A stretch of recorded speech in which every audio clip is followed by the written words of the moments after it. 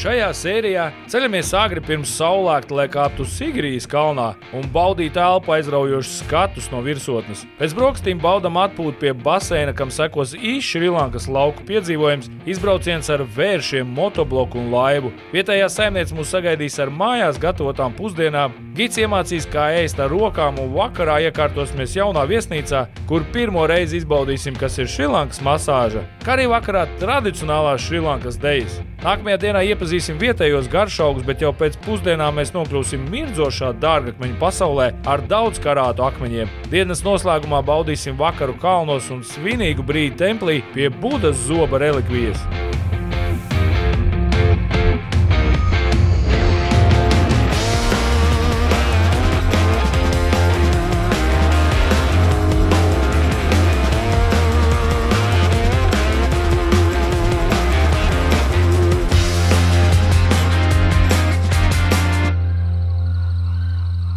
Labrīt no rītā.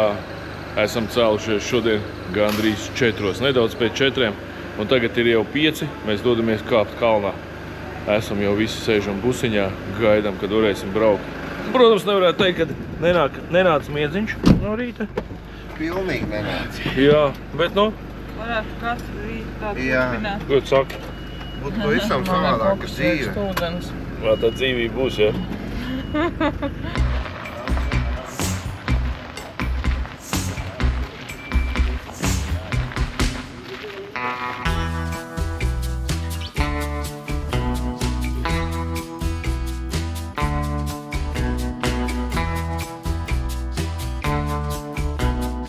Vēl pavisam nesen bija tumšs, tikko atbraucām, vēl gaismas visur dega un tik ātri jau palika gaiši. Esam atbraukuši uz Sigriju. Tieši man aiz muguras ir kalns Sigrija, un šeit gids mums izstāstīja daudz interesantas lietas. Protams, viena no lietām ir UNESCO mantojuma sarakstā ir iekļaut šī vieta dēļ ūdens savākšanas sistēmas. Šeit ir interesanta ūdens savākšanas sistēma, viss lietas ūdens tiek savākts un caur vairākiem filtriem atfiltrēts, un tas ir bijis vairāk kā 1600 gadus apakaļ. Iedomājieties, jau tajā laikā, cik cilvēki ir bijuši gudri. Nu, tur augšā, tulītā mēs kāpsim augšā. Mēs te uzkāpām pa dažām trepēm, īstenībā kājas jau sāk sāpēt. Kā mēs šo izturēsim, nezinām, ārā patreiz ir plus 27 grādi, bet ir patīkami. Nav ļoti karsts, ir patīkami. Un tulītām, reku mērkaķēni tusējās pa kokiem. Tulītām iesim pie koka, bet mūsējie mērkaķēni grib redzēt Šrilankas mērkaķēni.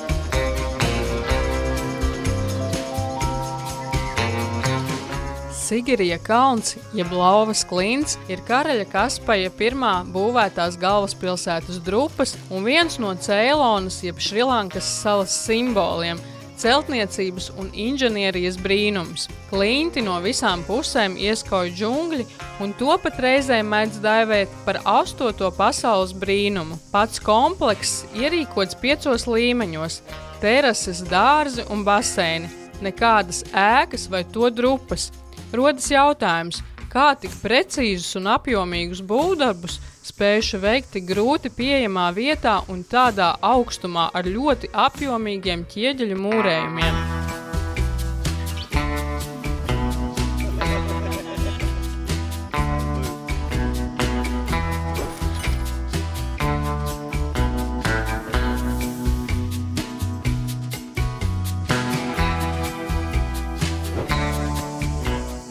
Taču Sigirijas dārzi, kas izvietoti kalna pakājē, tiek uzskatīti par vieniem no senākajiem plānotajiem ainavu dārziem pasaulē. Tajos ir ūdens baseini, strūklakas un simetriski celiņi. Sigirija paceļas aptuveni 200 metru virs zemes. Uzkāpšana līdz virsotnei aizņem apmēram 1200 pakāpienus, bet skats no augšas ir elpu aizraujošs, no kurienes redzams viss džungļu plašums. Mēs to izdarījām. Juhu, mēs to izdarījām. Jā, 5 minūtes un bijām augšā. Tu vēl negribēji celties. Šie ir pēdējie 3 pakāpieni. Juhu! Number 1!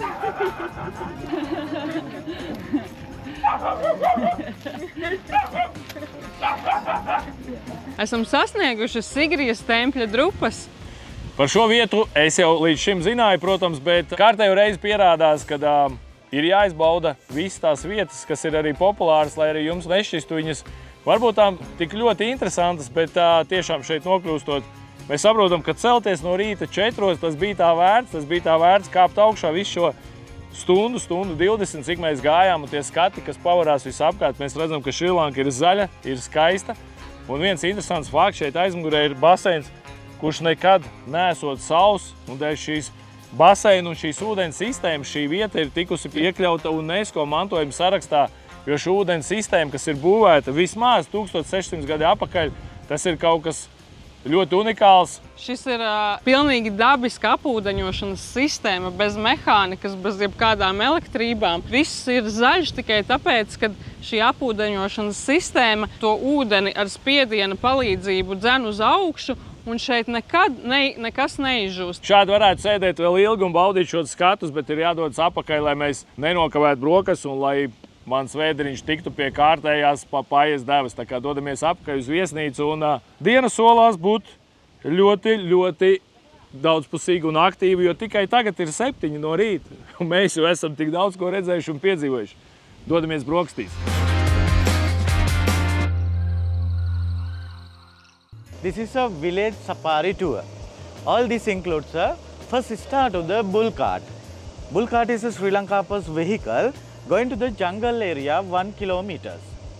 After the bull cart, we will arrange inside the jungle and tractor ride.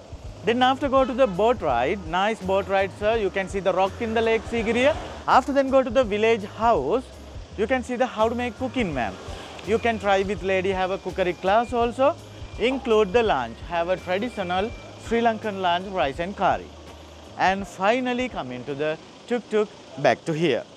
Need 2 hours altogether, 8 kilometers. Okay? Bifeļu pajūgi, jeb rati ar bifeļiem, vēsturiski bija viens no galvenajiem pārvietošanās un kravu pārvadāšanas līdzekļiem. Ar tiem veda gan cilvēkus, gan ražu, rīsus, kokosriekstus un dārzeņus. Mūsdienās tie biežāk sastopami kā kultūras simbols, piemēram, svētkos, ceremonijās vai turisma demonstrācijās. Mūsu brauciens turpinās. Beidzām braukt ar bifeļiem. Tagad brauksim ar motobloku.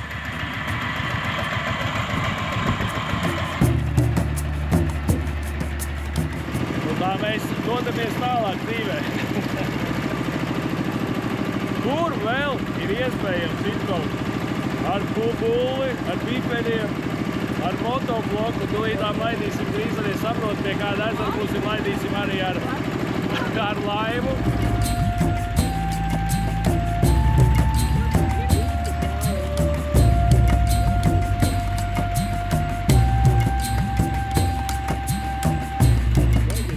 Bifeļi bija, motobloks bija, tagad laidīsim ar šādu laiviņu.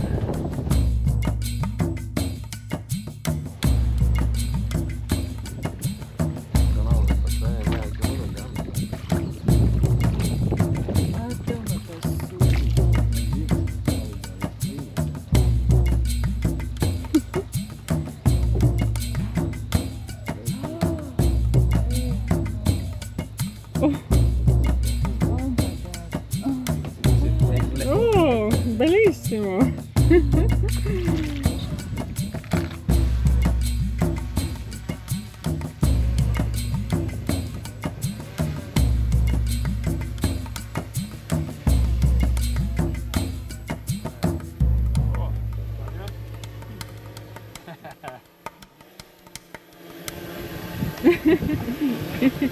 Uzpacēts esi, vai?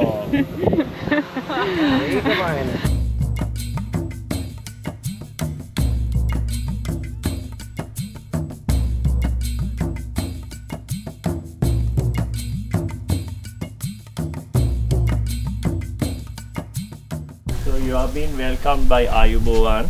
May you live long. So we keep both hands close to our heart.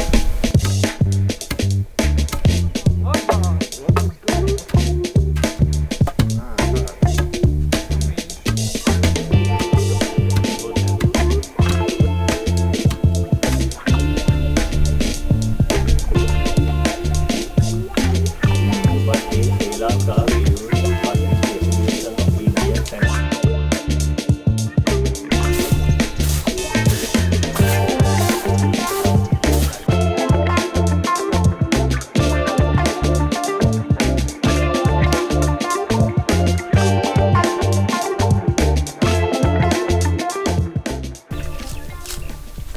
don't ask our guests to try that. Because we need all 10 fingers to go back. That's a good idea. Now, the traditional Sri Lankan way of eating is with the right hand. I will demonstrate how we eat, and if you like, you can eat like Sri Lankans, or she will provide the cutlery for you. Mūsu gids mums nodemonstrē, kā daudzi šrilankieši, sekojot kultūras tradīcijām, joprojām ēd ar rokām, precizējot tikai ar labo roku un tikai ar pirkstiem. Tehnika ir sekojoša. Ēdiens pieskaras tikai līdz otrā pirksta locītavai. Visus kārijus labi sajauc kopā ar īsiem, izveido nelielu kumosa lieluma gabaliņu un ar rādītāju pirkstu iespiež mutē. Vērojot šo tradīciju, likās, ka ir jābūt diezgan labi attīstītai pirkstu motorikai, un cilvēkiem ar gariem nagiem ieteica nemēģināt. Nice. And also looks fine.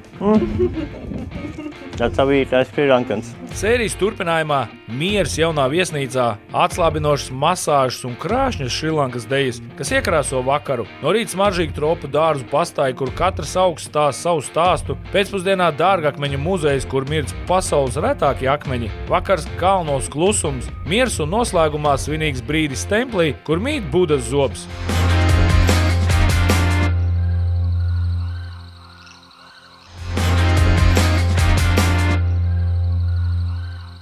Iepriekš sērijā rīts sākās pirms saulēkta, lai kāptu Sigrijas leģendārajā kalnā un vērotu pasauli no putna lidojuma. Pēc brokastīm īsa atalpa pie baseina un neliels ceļojums cauri Šrilankas laukiem ar vēršiem, motobloku un laivu. Vietējā saimniece mūs sagaidīja ar siltām mājās gatavotām pusdienām Šrilankas stilā, bet gids iemācīja, kā ēst ar rokām, kā dara paši vietējie.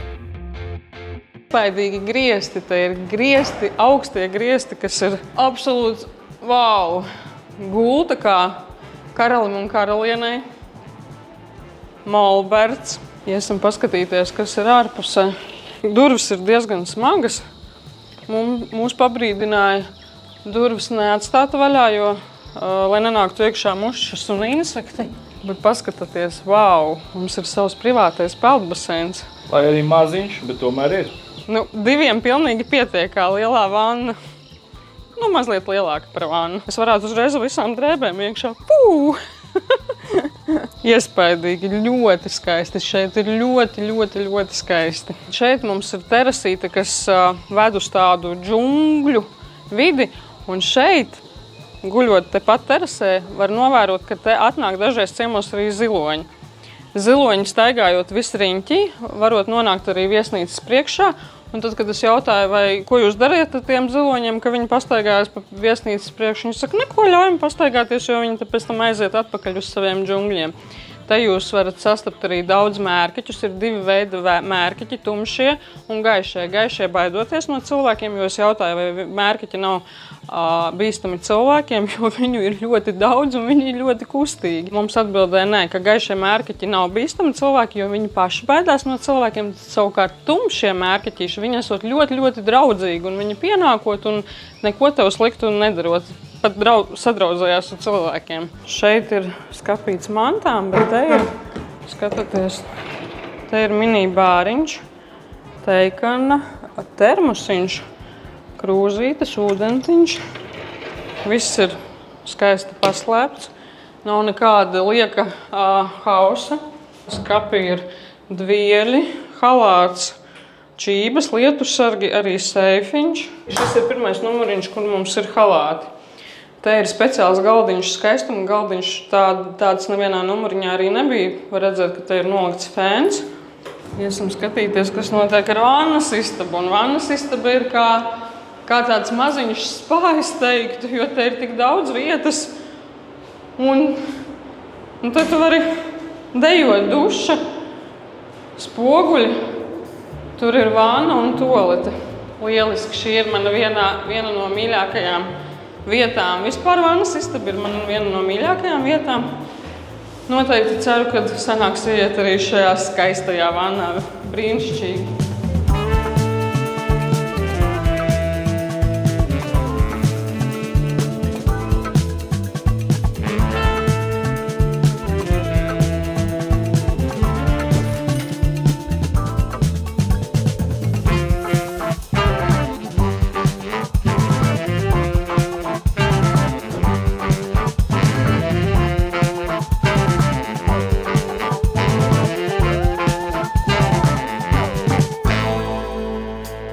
Katru dienu mēs mainām viesnīcu un pārvietojamies pa visu salu. Tas ir diezgan nogurdinoši, dažreiz arī laikietilpīgi, jo visas somas vakarā izkrāmējam un no rīta atkal saliekam un liekam busiņā, lai dotos tālāk. Bet pateicoties mūsu foršajam šoferītim, viss norit viegli.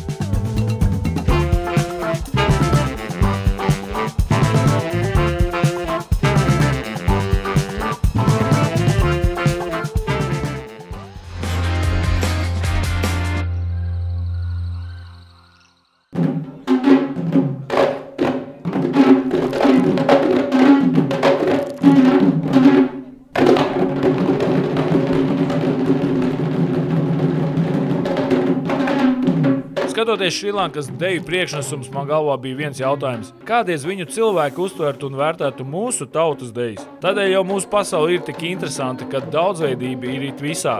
Sākot no kultūras un dejas, beidzot ar ēdienu un ģērbšanās stilu.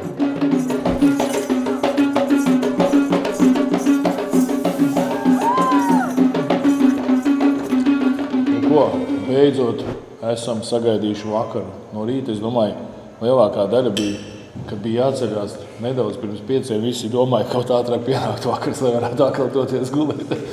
Bet mēs to dienu esam izturējuši, mēs esam ļoti daudz ko redzējuši, ļoti daudz ko piedzīvojuši.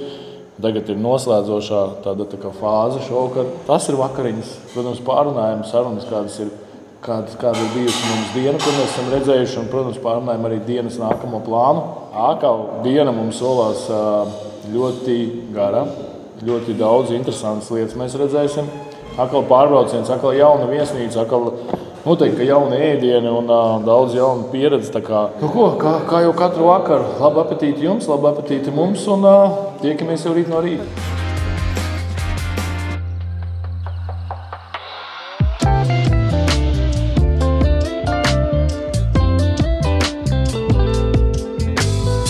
Šis ir mūsu 4. brokastis un ir pirmo reizi, kad mums bija jāizvēlās pēc ēdienkartes. Katru rītu mums viesnīcā ir bijis, kad mēs ejam, ēdam to, ko mēs vēlamies, ir zviedru galds, bet šajā reizē ir pēc izvēles. Mēs varējām izvēlēties, ko mēs gribam. Bija dažādi veidi, vai no angļu brokastis, vai no vietējās Šrilankas brokastis. Mēs izvēlējāmies, laikam mēs pa lielam visi esam izvēlējušies angļu, pat arī mūsu gids ir izvēlējies angļu brokastis. Ja ir zviedru galds, tad vienmēr no rīta ir tāda smaga sajūta, kad mēs esam pāēduši nedaudz pa daudz, pārēdušies. Bet tagad atnes mums, īstenībā, man liekas, minimālu porciju, tik cik arī vajadzētu, un vairāk mums arī nevajag. Bet šeit priekšā skaisti sagriezts ir ananās. Vakar veikalā mēs iegājām, un ejot garām jau dārzeņu un augļu stendam, sajūtām ananās smaržu, nevarējām nenopirkt ananāsu. Labu apetīti jums, labu apetīti mums. Mēs turpinām ēst, un mums šodien tikai diena sākusies, un priekšā ir daudz jauni, dažādi piedzīvojumi.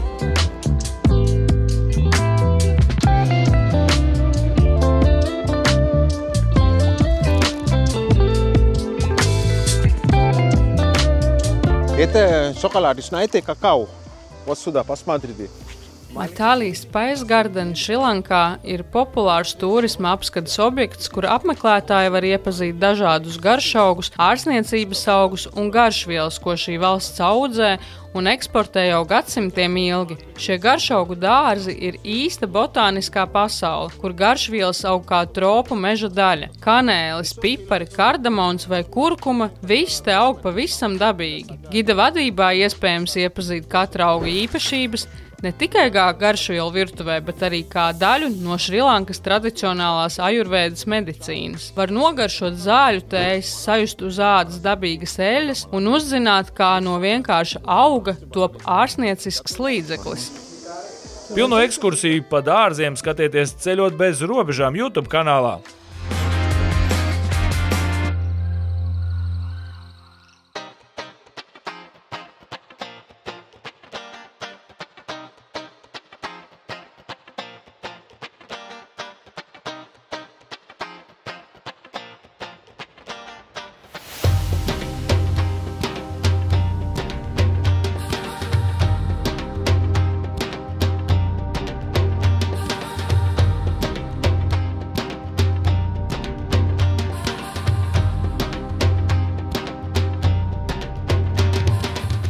Šodien esam atvesti uz mūsdienām arī bufetes tipa Pusdienām šeit ir gan vietējie Šrilankas ēdieni, gan arī ievēroju ir itāļu stilā uztaisīta gaļiņa. Katram savs. Kam vistiņa, kam ēdiens itāļu gaumē. Man turpinās ceļš uz papājas, budismu uz dievību vai sapratni. Bet bez papājas jau mana dzīve vairs nevar pastāvēt. Šodien prasīju, vai no tirgus man var atsūtīt lielu čupu ar papāju, teica, ka varot atsūtīt. Tā kā varbūt arī jums gribās nogaršot svaigu, garšīgu papāju, rakstiet, varbūt mēs kopā varam uzsūtīt kādu lielu kravu uz Latviju. Tikko pēduši pusdienas tepat netālu bistro, mēs esam atnākuši uz muzeju, kas ir Dārgakmeņu muzejs. Šajā muzejā mums parādīs, kā tiek meklēti akmeņi, kā viņi tiek slīpēti un kā viņi nonāk līdz sava gala produktam. Tas ir kādam skaistam juvelieru izstrādājumam. Šrilanka ir ļoti populāra ar zilā safīra iegūšanu, tāpēc iesim skatīties, kas šeit notiek, kas šeit glabājas un kā tas viss izskatās. Kandijā, Šrilankas Dārgakmeņu galvaspilsētā, atrodas viena no lielākajām un iespaidīgākajām dārgakmeņu un juvelieru izstrādājumu izstāžu zālēm valstī. Tā ir īsta dārgakmeņu paradīze ar modernu izstāžu zāli, dārgakmeņu muzeju, darbnīcu un pat mākslīgu raktuvju ekspozīciju. Man bija tāda iespēja pielaikot 14 karātu safīra gredzenu. Salīdzinājumam tagadējai Velsas princesei Keitei Midltonai piederošajās sadarināšanās gredzenā ir 12 karātu ovāls formas zilais safīrs. Pilno stāstu par dārgakmeņu iegūšanu skatieties Ceļot bez robežām YouTube kanālā.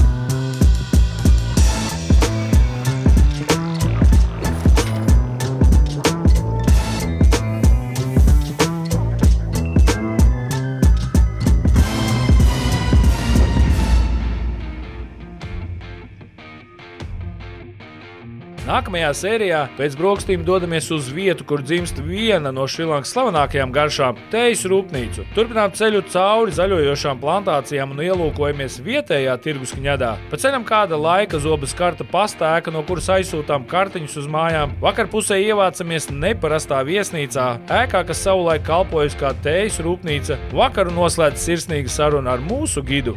Jaunā diena sākas vilcienā loga otrā pusē slīd kalni, ielejas un tropu zaļums. Vēlāk iekārtojamies eksotiskā viesnīcā pie rīsu laukiem un noslēdzam dienu ar mierpilnām vakariņām dabas tūmā.